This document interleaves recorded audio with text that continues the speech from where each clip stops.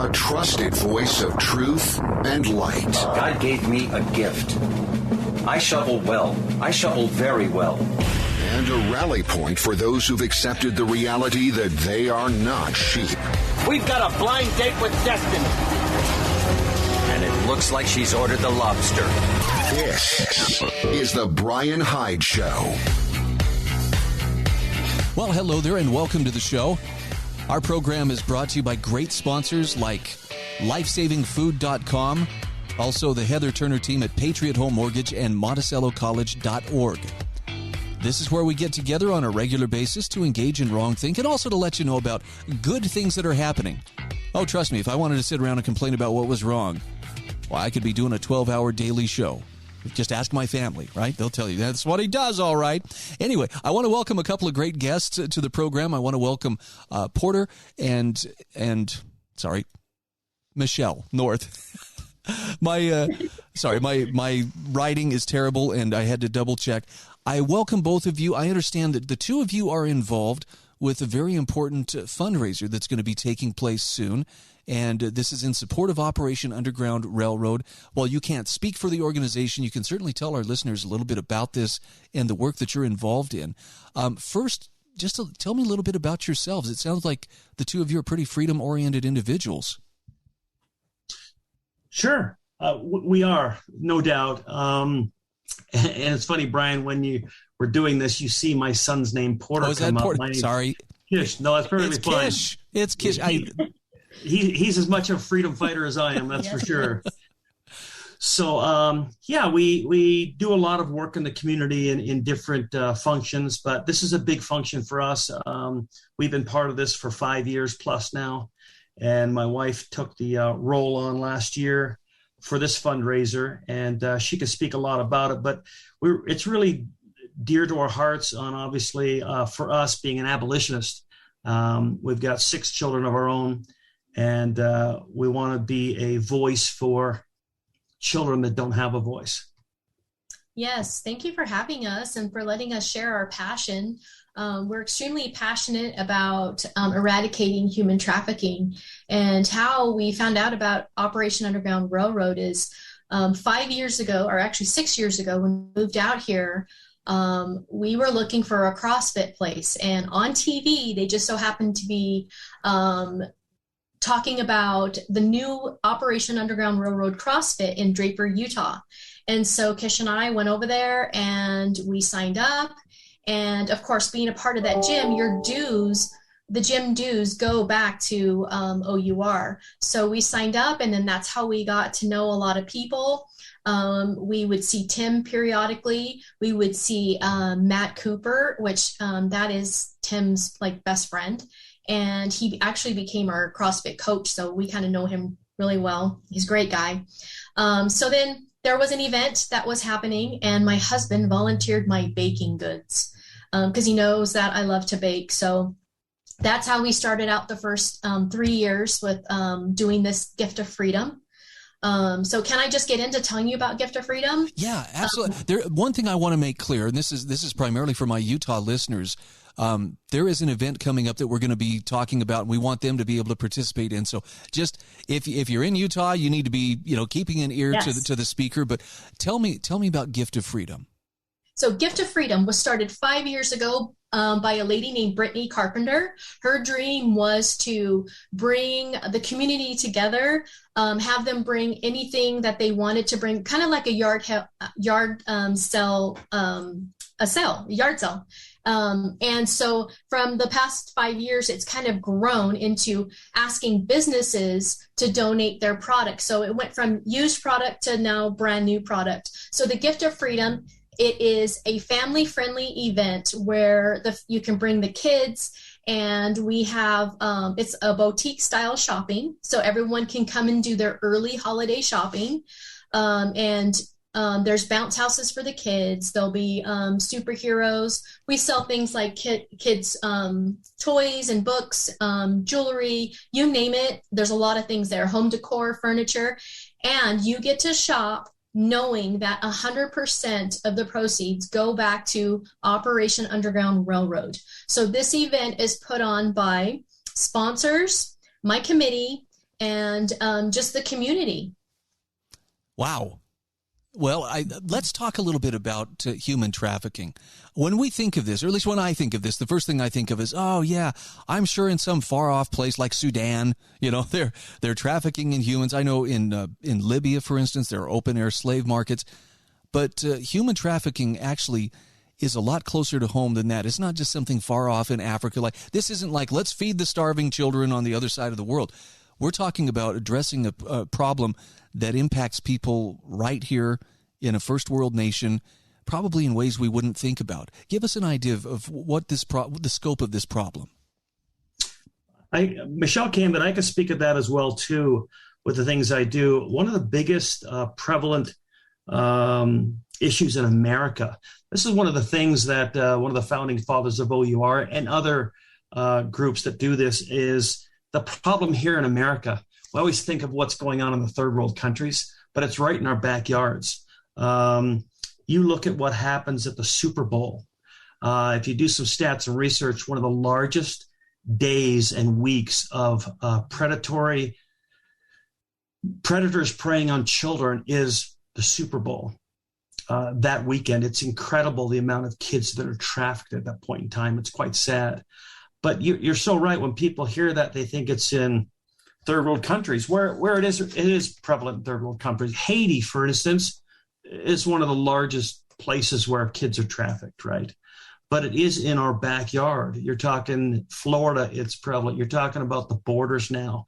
You're talking about the border of Mexico into our country, underground trafficking. And we see it online, real factual things online where children are being trafficked through parents that aren't even their parents coming across the border.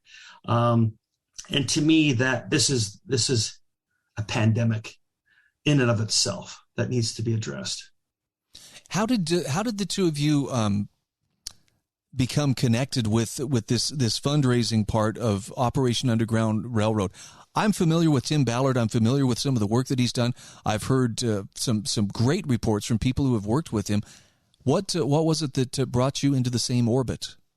Well, like Michelle said, we joined the CrossFit gym, and then OUR was having an event up in Draper, and the gala, and we met a couple gentlemen. We met Ed Smart, Elizabeth Smart's dad, mm-hmm. and he was very much involved at the time and still is, I think, in the background. But we got there, and that's really how we found a passion for this and found out that it was really relevant today. Wouldn't you agree, honey? Yes. Mm-hmm. Yeah. We wanted to do something. We wanted to raise money, but we didn't know how. Yeah. Have you done fundraising efforts before? For other causes, we have, yeah. Okay, the reason I ask is because people who are not familiar with how fundraising takes place probably have no idea about the amount of behind-the-scenes work, the hours and hours of organizing and networking and working with other people to make it happen. So yeah, and I appreciate this interview because this is the first time I've seen my wife in a few weeks. She's worked so hard at this event, but it's true. It takes a lot of energy and it takes some true passion. I mean, I'm so proud of my wife. She does so much for this, and it not disrupts it. Really, if you look at it, it could disrupt your home, or you can look like it adds value to your home mm-hmm. when you're doing this. So I try to always, even though it could affect me, like it affects the home because it takes away. If you include the family, it actually adds value, right? It teaches the children multiple things. I find it as a big blessing. I find as I'm working and I'm doing these things, I just got home from Spanish Fork. I ran out there to go to our storage because right now is the time where we're gathering all the stuff that we've collected from the businesses, and we have to price it and we have to get it all ready. But I find it as a blessing. Somebody has to do this. Somebody has to do this work. Like you were mentioning a while ago, human trafficking is one of the biggest growing businesses right now. You can sell a kid up to 30 plus times a day, the same child. And that's why it's a bigger business than selling drugs, because you can only sell drugs once, but a child up to 30 times a day or more. It's a renewable mm-hmm. resource. are the two words they attach to them. And I apologize for asking for the clarification here, but when we talk about, them selling a child, we're talking about selling them into a sexual situation. Is that correct? Like prostitution? Yes. Oh, my Yes. word. Yes. Wow. Yes. And so somebody needs to do something about it. And the last time that I checked, and this was a couple of years ago, it takes anywhere from $5,000 to $10,000 to rescue one child.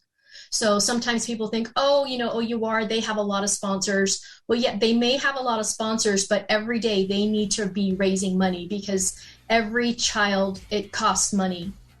Okay, we've got to take a very quick break. I'm visiting right now with Michelle and Kish North. We've promoted Kish from Porter to Kish.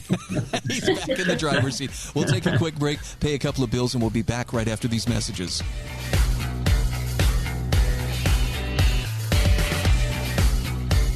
This is the Bryan Hyde Show.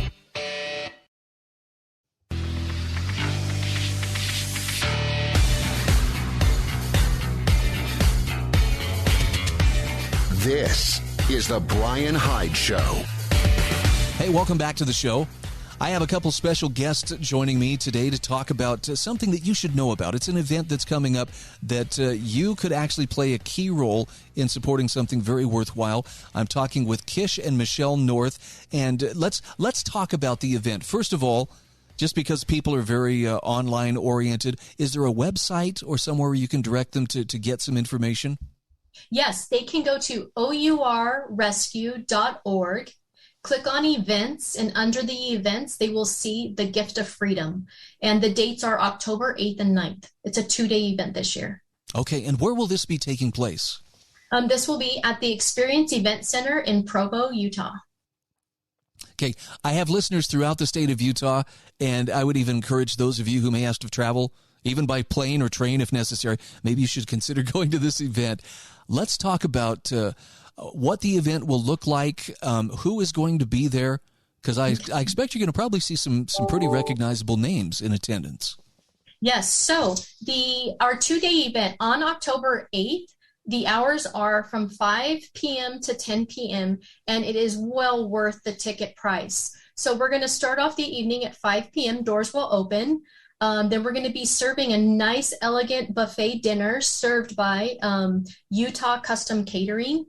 And they will be serving a chef carved beef with au jus, cream horseradish, chicken marsala, some roasted baby potatoes, some squash medley, a summer salad, fresh rolls, and dessert. Oh, man, you are making me so hungry. Am I making you hungry? Yes, it's going to be a really nice, elegant buffet dinner. Then on top of that, we are going to be having a Halloween performance by Warehouse 5 Drum Theater. It's from the composer of Tummy Talk, and they were seen on America's Got Talent. And if you also go to YouTube, they have over 1 million views. So that's going to be a great performance. What they're going to do is they are going to perform a Halloween show. It's called Paranormal Percussion. So imagine hearing the song Halloween or like some kind of song from a horror movie. So they're going to be like the Nightmare Before Christmas and stuff like that. What they do is they play it with a full percussion ensemble of instruments like drums and cymbals. Yeah, cymbals, all of those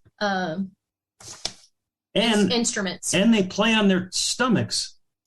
No, they're not going to do that one. No, they're not going to do that. They're not doing that one. They did that one on America's Got Talent. They were on the light. Okay, so I was hoping. Then we are going to be blessed to hear from the one and only Tim Ballard. He is going to be our guest speaker, and he is going to be talking about Operation Underground Railroad, and he's also going to be talking about the documentary. It's called Operation Triple Take. We are going to be showing that after Tim speaks. So Operation Triple Take is, like I said, has never been seen before anywhere. In this documentary, it's about 3 of the sting operations that took place in Colombia at the same time. I don't know if you've heard of the movie The Sound of Freedom. that Operation Underground Railroad has done. It's a story about Tim Ballard, and it's about one of those sting operations in Colombia that took place. This documentary is about 3 of the sting operations. So we're very excited to be able to play that for the public. And this will be the first public showing of that movie. Yeah. Yes, the first Wow. public. So you get dinner, you get Tim Ballard, you get a great Halloween performance by Warehouse 5 Drum, and then you get Operation Triple Take. Okay. And that happens on Friday night. So so tickets are on sale right now. Go to ourrescue.org, click on events, and then you'll be able to get in there and purchase a ticket. We only have a limited number of seats, so get those tickets fast. So on Saturday at the Experience Event Center as well, it goes from 9 to 4 p.m. Doors open at 9, and you will see a whole room filled with donations from businesses, from individuals. We get ladies who love to sew, who sew things and we sell it. There's home decor, like I said, toys, jewelry, books, you name it. Everything there, 100% of the proceeds go back to OUR. Everything does. Wow. And so that's our day. Yes, it's a busy weekend. How many businesses did you have to contact? Did you have any idea how many different businesses you spoke to? Yes, a lot. So I've spoken by email over 150. Wow. I personally have gone out and door knocked, and I've been in businesses in Provo, Spanish Fork, gone in and out. And a lot of times I can't get in because I don't have a key card to get in the door. So I'm just trying to walk everywhere, hand out my flyers. We just want people to know about the event and come enjoy and learn more about OUR, become an abolitionist, because that's what our goal is here, is to raise money to save children. Yeah, look, it sounds like there's going to be some great entertainment, some great food, a chance to meet and rub shoulders with some very notable people. But at the base of it all, underneath all of it, is the desire to stop the trafficking of human beings, particularly children. And I think that's a pretty noble cause to be involved in. Yes. And a lot of people don't want to hear about it. They don't want to hear about human trafficking. I have a friend that's like, don't tell me anything. But like Tim Ballard once said in one of his podcasts on Slave Stealer, you have to lose your innocence to be able to help save these children. Can you imagine if we all ignored it and we said, no, I don't want to hear about it because it just hurts my soul. It'll give me bad dreams. I don't want to hear about it. If we all said that, nothing would get done. These children would not be given the gift of freedom. So yeah. I'm thankful for Tim Ballard and his jump team and all the ex-Navy SEAL and military that are part of this eradicating human trafficking, because they are the ones that have to lose their innocence, what they see, what they go through to save a child. Okay. They're willing to do the heavy lifting, but they yes. need people to help provide the funds that make it possible. So yes. we're down to about our last 2 minutes here. I want to push people towards the website and make sure that they know where to get tickets. And as you mentioned, it's limited seating, so don't delay. If you want to be a part of this should be of a special interest to my listeners in southern Utah. Hey, if you're looking for a nice break from all that beautiful fall weather, come up north. I don't know. Actually, maybe it's probably nice along the Wasatch, but by early October. Tell us again the website. It is ourrescue.org. So OURRESCUE.org. And then you click on the events link, and then under the events, you'll see all their events that they're having, but you'll see the Gift of Freedom. The Gift of Freedom. And it's a 2-day event. Yes, but only the first day you need tickets for, because it's all the entertainment. And then for the next day on Saturday, if there's businesses out there that would like to donate, you can contact me. I can give my email. Okay. Actually, I'll tell you what I'll do. I will put your email in the show notes. So we'll do that off the air, because I don't want somebody driving down the road to, drive off the road trying to write it. What was that again? So I will have your email in the show notes, but definitely we'll get people involved here. If there's one takeaway that you would want our listeners to take away from this conversation, what would that be? I hope that somebody out there has learned something about human trafficking and what these kids go through. And I hope that it does something to their heart, to their soul, and they want to do something, and they want to donate. They want to start their own fundraiser, because you can. Everyone can do a little fundraiser, even if it's just a little lemonade stand. Everyone can raise money so we can help save a child. And I'll add to that, Brian, quickly, is we lift where we stand. So as my wife says, if those can donate big things, great. If all you can do is a ticket, great. If all you can do is show up and shop, great for you. We'd love to see you. You can participate in multiple ways. That's what we're asking. Get involved. Okay, Kish and Michelle, thank you so much for being on my show, and I wish you the best of success in this. Thanks, you so Brian. much for having us. I appreciate it.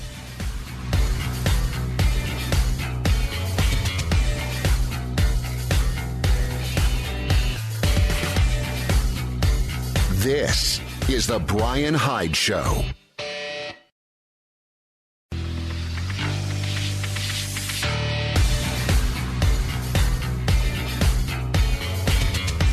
This is the Bryan Hyde Show. All right, welcome back to the show. As you may know, this is National Preparedness Month. Well, for a few more days anyway. And there is a special that I want to make my listeners aware of through one of my sponsors, that being lifesavingfood.com. Yes, it's food storage. This is the ReadyWise food storage line. And some of the things that they have on sale, I'm going to point out one in particular, but then I want you to know, for my listeners, at least through September 25th, you can save 20% on whatever you buy. But this is one that really caught my attention because, well, hunting season is upon us, and I know a lot of folks are headed for the hills, whether it's just for the exercise or the camaraderie or maybe to bring something home to put on the table. Here is a hunting bucket. Outdoor meals. This is something new. It's $99.99, and this consists of snacks and meals for 3 full days, 6 entrees, 3 breakfasts, 3 snacks, all packed in a grab-and-go bucket. I mean, this is perfect. Freeze-dried food. All you have to do is add water. You need something quick to snack on. Boom, you've got it. Looking for a drink to boost your calories, boost your protein? There it is. Full meal for breakfast, lunch, or dinner? No problem. Rip open one of the pouches, add water, wait for 10 to 15 minutes, and enjoy. Now, they have a lot of other items as well, including starter food kits or long-term supply, survival kits, 72-hour kits. You get the picture. 20% off when you use the coupon code HYDE, H-Y-D-E, at checkout. There's a link in the show notes at thebryanhydeshow.com. Please take advantage of this. This special is good for my listeners only through September 25th. So let's talk a little bit about voluntary cooperation, how it's one of the best tools. In fact, it may be the greatest tool for solving human problems. But I don't hear a lot about cooperation these days, and I think that's because there's a totalitarian mindset that has crept in. And the totalitarians, I'm just going to be blunt, they're in power. You know, they seem to think, hey, we've got this thing locked down. We are winning. There's no way they're going to back off. But it's important that we understand what's at stake there. And this recent article from my friend Barry Brownstein is right on the money. Why totalitarians promote hate. Now, you've heard me talk about hate being the unspecified predicate, meaning it's a bogus predicate in that it could be a catch-all for anything I don't like. You put Miracle Whip on my sandwich. Why do you hate good food? Why do you hate me? You know, it can be misused. I think he's spot on, though. Barry Brownstein says in upstate New York, 30 Lewis County General Hospital health clinicians resigned rather than take the mandated COVID shot. 6 of those who resigned worked in the maternity unit.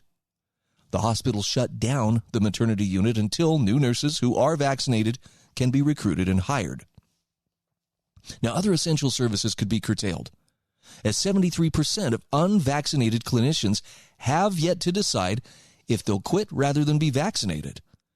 And recruitment of new nurses won't be easy since thousands of job openings for nurses in upstate New York are unfilled. Brownstein says, are these unvaccinated nurses and other healthcare professionals the true enemy, as one Democratic consultant called them?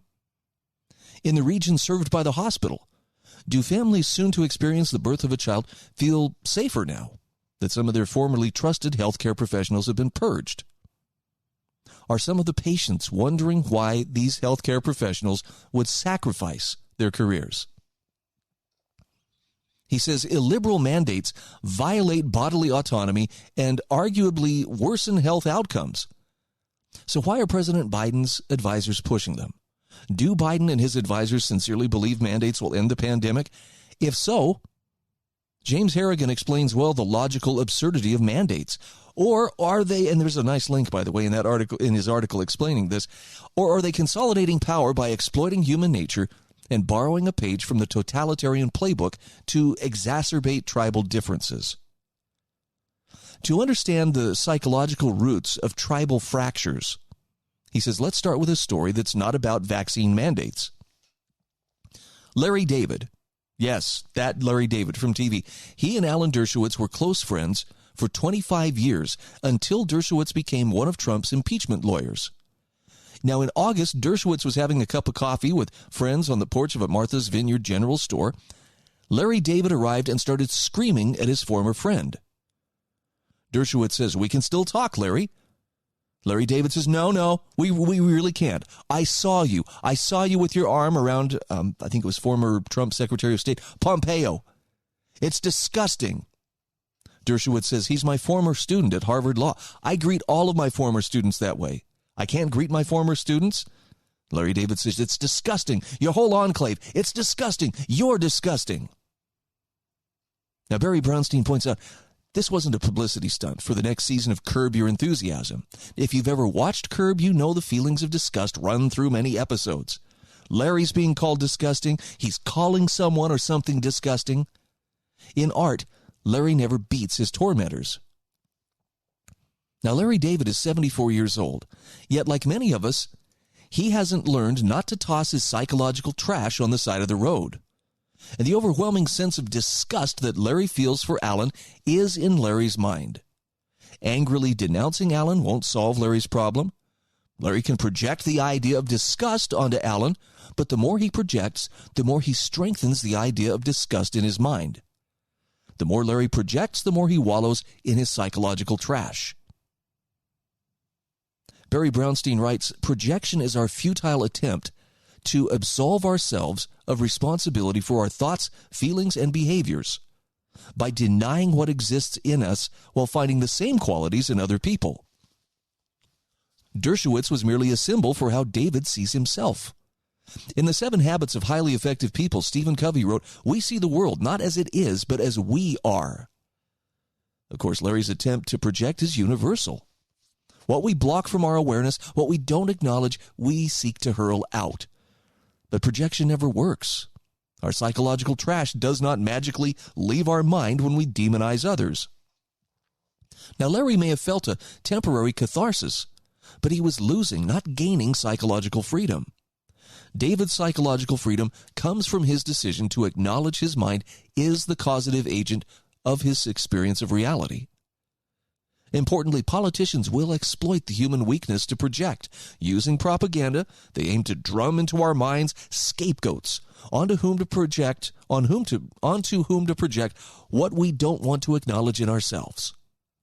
Individuals who are psychologically free will be less susceptible to totalitarian propaganda. I think I saw a good example, by the way, of this totalitarian propaganda.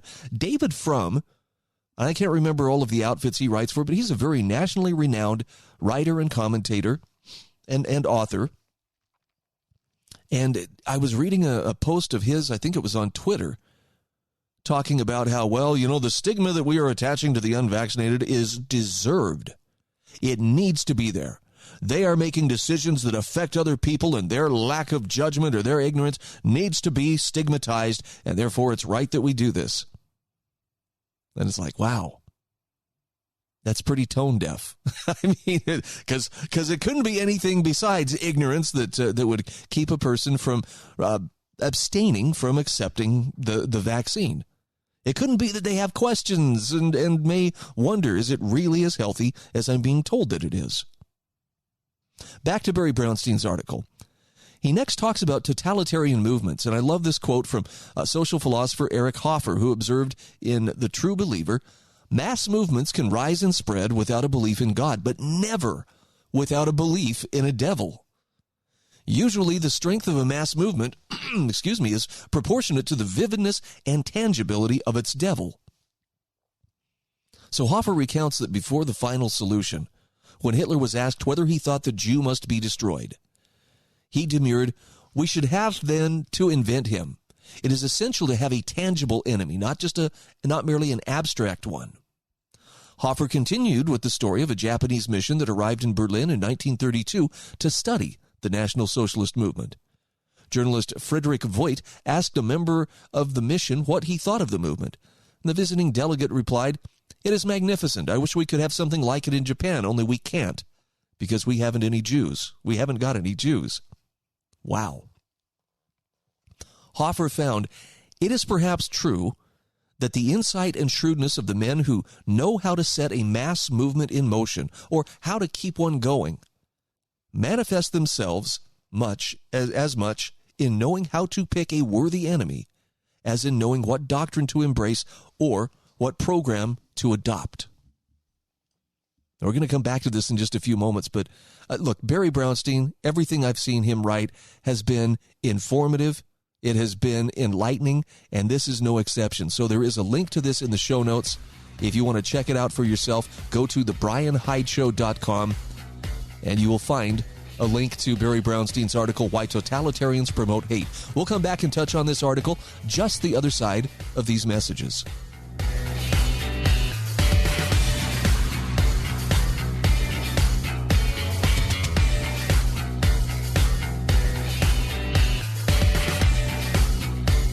This is the Bryan Hyde Show.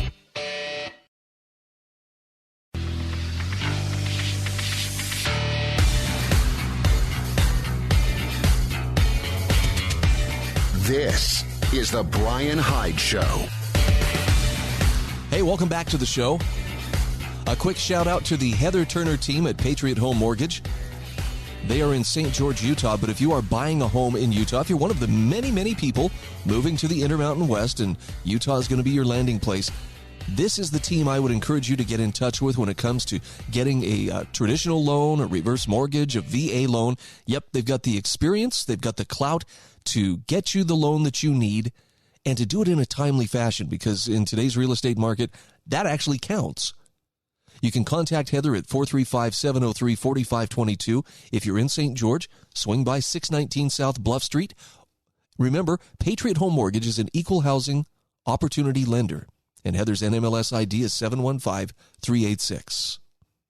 So I'm sharing this article from Barry Brownstein. This was published by the American Institute for Economic Research, and it's about why totalitarians promote hate. You've got to have an enemy. And it's great for dividing people. It's great for manipulating people. It's great for promoting fear. And right now, the enemy for a lot of people is the unvaccinated, the unclean.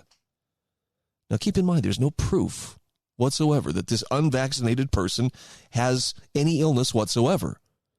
But the fact that they are not on board with whatever else the herd is doing is enough to make them an enemy, at least in the minds of the totalitarians. And sadly, a lot of people have bought into this. Going back to the article here where Barry Brownstein was quoting Eric Hoffer, Brownstein writes, Nazis argued that Jews were vermin that spread disease. And if you thought that most Germans saw through the propaganda and just went along because they were intimidated, well, you'd be wrong. German doctors claimed that Jews were especially responsible for outbreaks of typhus. They published essays claiming that Jewish people's supposedly low cultural level and uncleanliness were to blame. Well, yesterday's low cultural level has morphed into labeling the unvaccinated and those not in step with COVID policy as anti-science, who manifest villainous disregard for the safety of others. Now, after the invasion of Poland, German public health officials repeatedly urged occupation authorities to isolate Jews further from the rest of the population and deny them access to medicine. Now, Brownstein says anti-Semitism wasn't required to support the Nazis. In his essay, Safety is Found in Principles, Not Lies, he tells the story. In his book, They Thought They Were Free, by Milton Meyer, you hear the story of how ordinary Germans, we little people, as they referred to themselves, became Nazis. Meyer befriended these former Nazis and also examined the historical record to verify their stories. Consider policeman Willie Hofmeister. Meyer relates the story of how in 1938, Hofmeister was assigned the job of rounding up Jewish males for their own protection. Now, Hofmeister was no Nazi thug. He was polite and respectful as he carried out his officious but deadly deeds. As Hofmeister was taking into custody one Jewish man, he recalled being asked why the town synagogue was blown up that day. And he answered they blew it up as a safety measure. Now today, Barry Brownstein writes, medical professionals are being terminated as a safety measure. No doubt some readers will be outraged by this historical comparison. Willie Hofmeister was not aware of his mental blinders. Well, similarly, blinders block awareness of many today. Now, of course, not all policymakers advocating mandates have totalitarian goals, yet their good intentions don't matter. Illiberal means will lead to destructive ends. And in the face of widespread illiberalism, if we are resigned to thinking there is little we can do, we'll get the politicians we deserve. Yet there's much we can do. Understanding psychological freedom undoes the error of projection. And so Barry Brownstein counsels, watch your fear response. Fear is what drives the primitive part of the brain, the amygdala. In his book, The Fundamentalist Mind, Stephen Larson writes, if you wish to induce a state of compliance in your would-be constituency, it is clearly an advantage to frighten them. First, induce the amygdaloid fear response, then offer them a loaded choice, be saved or be damned. To deploy coercive power, totalitarians need your fear. Next, he says, take back your projections. Eric Hoffer explained how totalitarians use a sense of grievance to drive people to submit to authority. Grievances will arise in your mind, but you don't need to hold on to them. Totalitarians can only exploit the hate in your mind that you cultivate. For a moment, forget about more significant social issues and get personal. Take back your personal projections. Learn from Larry David's mistake. If you remain unaware of your projections, politicians will exploit your grievances. Next, he counsels, don't intellectually bully people. No matter what side of an issue you're on, don't make arguments that begin with, there is no other way, or all sensible people know, and the like. Larry Cosme, the president of the nonpartisan pro-vax Federal Law Enforcement Officers Association, offered this guidance. Biden's executive order villainizes employees for reasonable concerns and hesitancies and inserts the federal government into individual medical decisions. People should not be made to feel uncomfortable for making a reasonable medical choice. Next, Barry Brownstein says, see the humanity in others. As Hoffer explained, when we don't see the humanity in others, we provide oxygen to authoritarians. So oppose authoritarianism by seeing the humanity in everyone you meet. The Vienna-born philosopher Martin Buber I hope I'm saying his name right, Buber, fled Germany after Hitler came to power. In his best-known work, I and Thou, Buber observed that we see the world in one of two fundamental ways, I-thou or I-it. Seeing others as important as oneself is the I-thou way. But through the I-it lens, others are seen as lesser objects who help us or are obstacles that get in our way. By the way, that pretty well describes how sociopaths see the world. So watch your mind as you I-it your way through the day. The supermarket clerk who moves slower than you would like, the customer service representative not solving your problem, the driver who cuts you off on the highway. Watch how your mind turns them into its. Awareness of your thinking pattern helps you make different choices. Next, he counsels, take responsibility. Hoffer wrote, there is no telling to what extremes of cruelty and ruthlessness a man will go when he is freed from the fears, hesitations, doubts, and vague stirrings of decency that go with individual judgment. Hoffer continued, when we lose our individual independence in the corporateness of a mass movement, we find a new freedom, freedom to hate, bully, lie, torture, murder, and betray without shame and remorse. He says, herein undoubtedly lies a part of the attractiveness of a mass movement. We find there the right to dishonor, which, according to Dostoevsky, has an irresistible fascination. Hoffer taught that there are high personal and societal costs when individuals renounce their personal responsibility. And finally, he says, respect the extended order. In his book, The Fatal Conceit, Friedrich Hayek explored the extended order, which is an order that is the product of voluntary human cooperation, not an order or a designed order based on coercion. Hayek wrote, our civilization depends, not only for its origin but also for its preservation, on what can be precisely described only as the extended order of human cooperation, an order more commonly, if somewhat misleadingly, known as capitalism. Jonah Goldberg has observed, the market system is so good at getting people from all over the world to work together that we barely notice how much we're cooperating. Now, the residents of upstate New York now have fewer medical options. They're noticing the impact of less human cooperation as controls undermine the rights of individuals to make personal medical decisions. Brownstein says most of us would perish without the extended order. The few survivors would revert to a primitive existence. He says today, notice how much you depend on human cooperation for fully stocked supermarkets, UPS and FedEx deliveries, the internet, electricity, and on and on. Totalitarians reduce human cooperation. Don't be a cheerleader for their illiberal schemes. Cultivate your psychological freedom to be less susceptible to totalitarian propaganda. Amen. Absolutely. He says, as human cooperation decreases and hatred increases, you too, not just the people the mandates are directed against, will suffer. The oxygen of capitalism is cooperation. The oxygen of totalitarians is hatred for differences. I like to put it this way, too. I think it was my friend, the late Will Grigg, who put it this way. He said it's more important, you should love liberty more than you hate your enemies. Think about that for a second. What is it that's driving your desire to speak out, to stand up, to be counted? Is it love of something? Is it hatred of something? Wouldn't you rather be known for what you stand for than simply what you're against? This is the Bryan Hyde Show.